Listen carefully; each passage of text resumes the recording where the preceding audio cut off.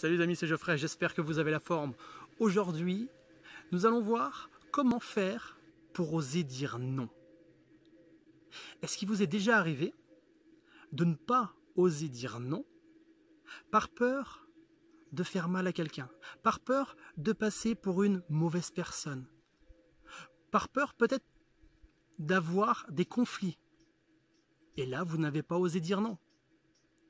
La première chose à faire, lorsque quelqu'un vous sollicite, déjà la première chose, c'est de vous poser la question. Est-ce que c'est bon pour moi? Est-ce que si j'accepte ce que l'on me demande, je me respecte?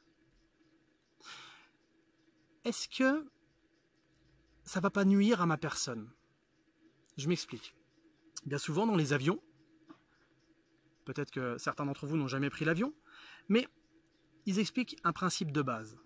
S'il y a un danger, s'il y a un souci dans l'avion, il y a des masques à oxygène qui tombent, et là, avant de vouloir sauver qui que ce soit autour de vous, il faut déjà assurer sa propre sécurité.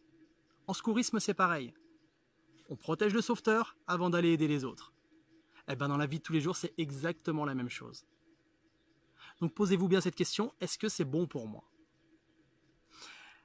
La deuxième chose, si vous estimez qu'effectivement ce n'est pas bon pour vous et que vous souhaitez dire non, la deuxième chose, c'est dire non sans se justifier. Pourquoi? Parce que bien souvent on remarque que les gens qui disent non, ils inventent n'importe quelle raison. Et là votre interlocuteur le voit très bien, il voit très bien que vous êtes en train de raconter n'importe quoi. Et là pour le coup, ça engendre une communication qui n'est pas saine. Ok? Donc ça c'est très très important.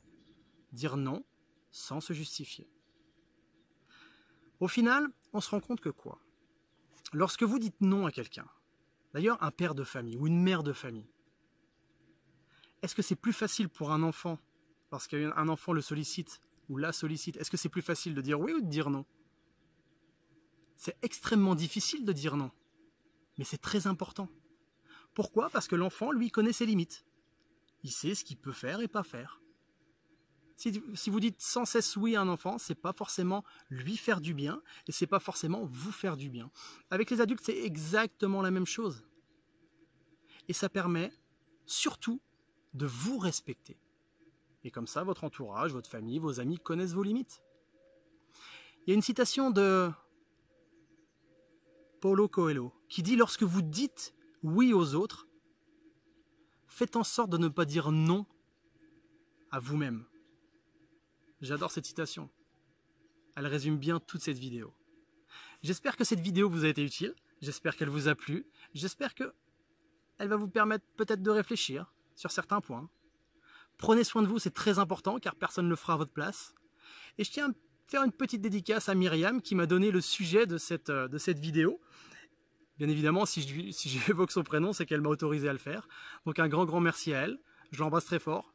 Je vous embrasse également. Prenez soin de vous et je vous dis à très vite. Ciao ciao les amis.